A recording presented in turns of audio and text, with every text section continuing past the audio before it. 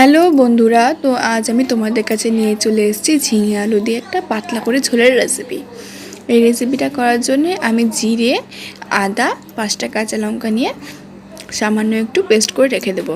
কিন্তু এই তরকারিটা আমি বেশি মশলা দিয়ে করব না, এরকম অল্প মশলা দিয়ে রেসিপিটা করব। এরপর আমি কড়াইয়ে তেল দিয়ে তেলটাকে ভালো করে গরম করে তার মধ্যে একটা শুকনো লঙ্কা, 2টো তেজপাতা আর সামান্য একটু কালো জিরে দিয়ে ফোড়ন দিয়ে ভালো করে গরম করে নেব। গরম হয়ে গেলে ওই তেলের মধ্যে আমি এইরকম করে লম্বা লম্বা করে কেটে রাখা আলুগুলোকে দিয়ে ভালো করে একটু ভেজে নেব। আলুগুলোকে হালকা ভেজে নেওয়ার পরে তার মধ্যে আমি কেটে রাখা ঝিঙেগুলোকে দিয়ে দেবো। তবে প্রত্যেকের বাড়িতেই আমরা কিন্তু যে বাঙালি বাড়িতে বেশিরভাগই সবাই তেল মশলা দিয়েই খেতে পছন্দ করে, যেমন বিশেষ করে আমাদের বাড়িতে সবাই বেশিরভাগই একটু তেল মশলা দিয়ে খেতে ভালোবাসে। তবে মাঝে সাঝে এই তেল মশলা ছাড়াও অল্প মশলা দিয়ে এরকম পাতলা করে ঝোল খাওয়াটাও কিন্তু স্বাস্থ্যের পক্ষে খুবই ভালো। তাই আমি মাঝে সাঝেই এরকম করে ঝিঙে দিয়ে, আলু দিয়ে আরও নানান সবজি দিয়ে আমি পাতলা করে ঝোল করে সবাইকে খাওয়ানোর চেষ্টা করি।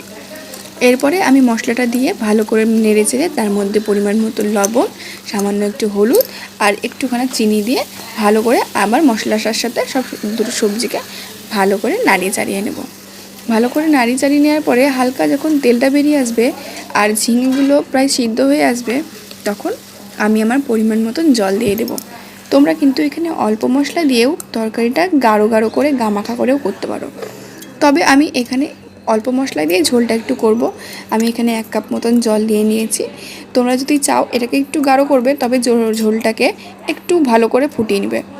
এরপরে আমি জলটা দিয়ে ভালো করে ঢেকে দেবো, যাতে আলুগুলো আর ঝিঙেগুলো ভালো করে সেদ্ধ হয়ে যায়। দেখো, আলু ঝিঙেগুলো কিন্তু ভালো করে সেদ্ধ হয়ে গিয়েছে আর জলের ওপরে কিন্তু হালকা করে তেলও ভেসে উঠছে।